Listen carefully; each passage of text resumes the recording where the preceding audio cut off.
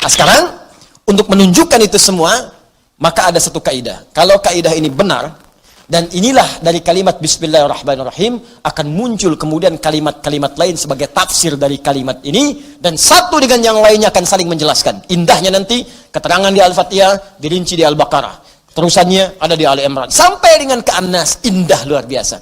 Dari setiap kalimat ada yang akan saling menjelaskan, dan kunci dari semua ini terletak pada kalimat Allah. Dan ini bahasan terakhir kita, Allah. Makanya saya akhirkan, saya bacakan dulu kaidahnya ya.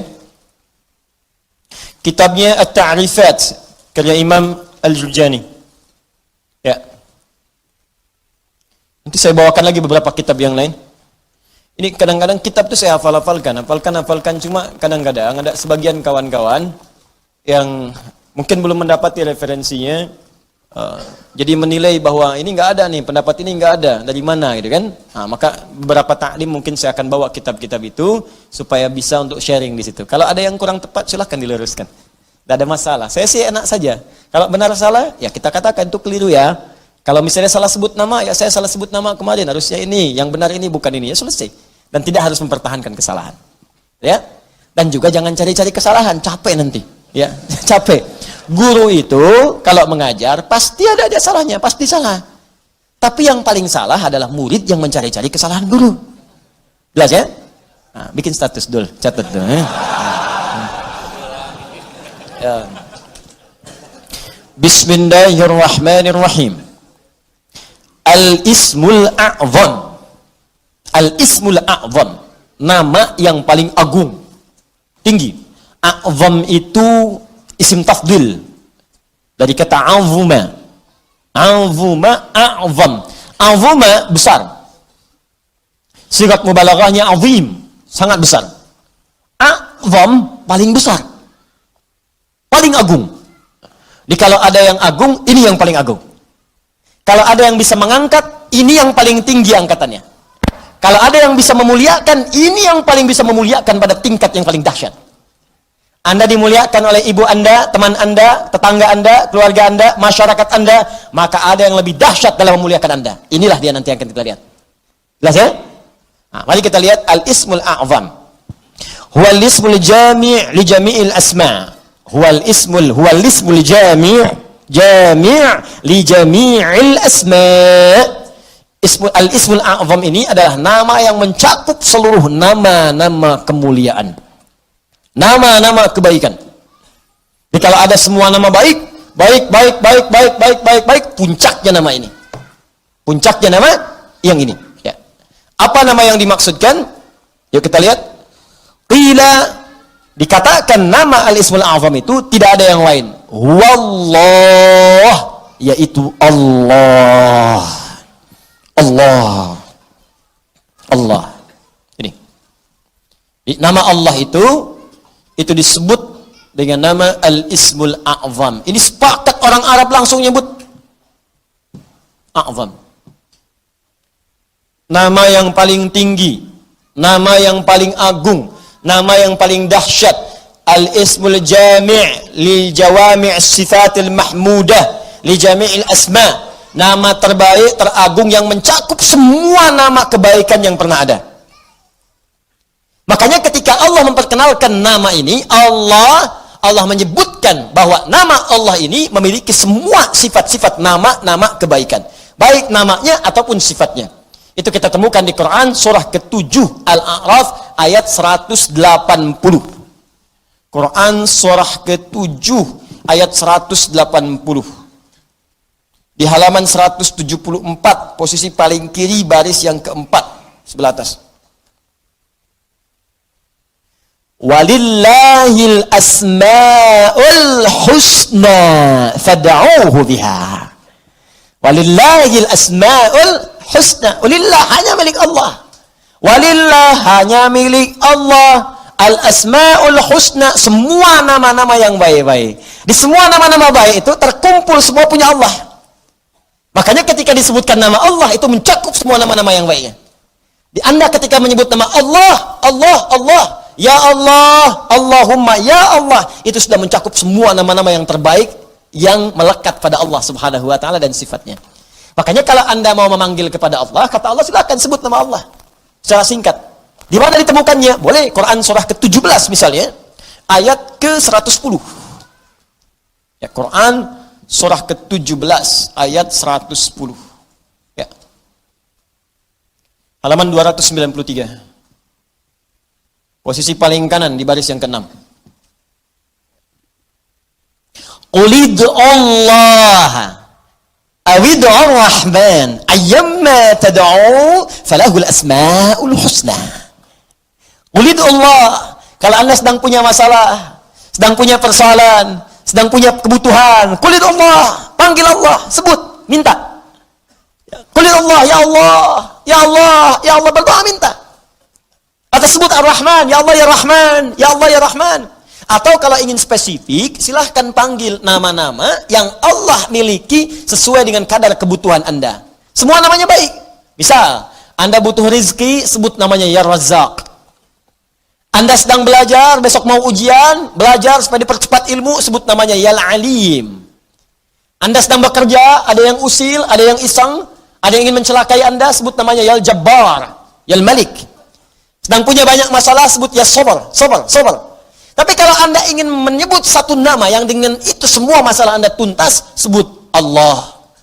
Ya Allah, hamba bermunajat kepadamu. Ya Allah, hamba memohon kepadamu. Kalau Anda benar menyebutnya, benar memohonnya, maka demi Allah ada hadis yang langsung disampaikan oleh Nabi sallallahu alaihi wasallam. Langsung disebut oleh Nabi.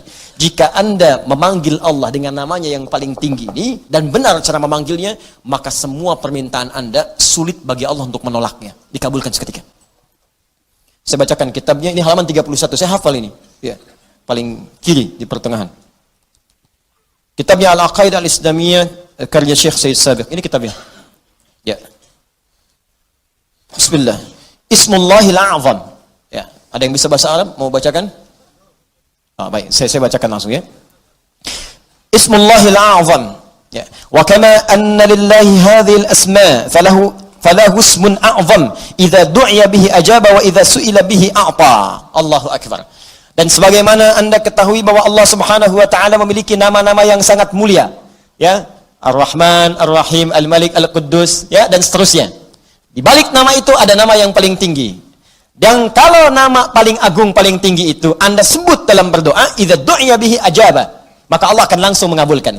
Wa idza su'ila bihi a'fa, dan jika Anda memohon kepada Allah minta dengan nama itu, maka Allah akan memberikan apa yang Anda minta. Ya, mari kita lihat. Ja'a dzikruhu fima yali min ahadits. Kalau Anda tidak percaya, berikut ini saya tampilkan beberapa hadis-hadis, ya, yang mengabadikan kepada kita peristiwa-peristiwa dimaksud dari Nabi sallallahu alaihi wasallam. An Buraidah radhiyallahu taala anhu qala, hadis pertama dari Buraidah, ya, semoga Allah meridai kepada beliau, qala sami'an nabiyyu sallallahu alaihi wasallam rajulan yad'u. Satu kali Nabi sallallahu alaihi wasallam pernah mendengar seorang lelaki sedang berdoa. Lelaki itu berdoa, kedengaran oleh Nabi. Ya, apa doanya? Mari kita lihat. Wa huwa yaqulu, dia berkata, Allahumma inni as'aluka bi anni ushhidu annaka antallah la ilaha illa antas samad alladhi lam yalid wa lam yulad wa lam yakul lahu kufuwan ahad Allahumma ighfirli. Saya baca ke kitab. Bi anni ushhidu annaka antallah la ilaha illa antal ahadus samad alladhi lam yalid wa lam yulad wa lam yakul lahu kufuwan ahad. Allahu akbar.